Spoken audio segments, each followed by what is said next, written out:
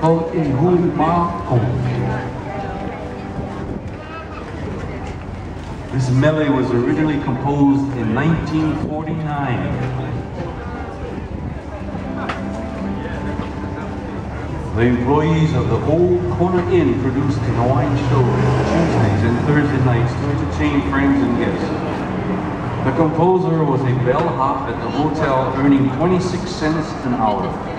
He wrote this song for 6 hula dancers and fellow employees that performed the hula with the iku.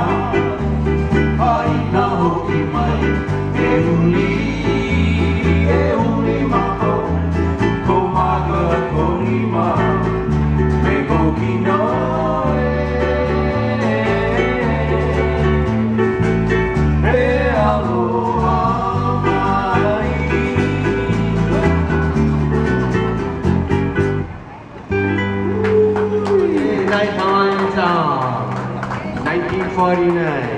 Love you. You that I was in bond yet.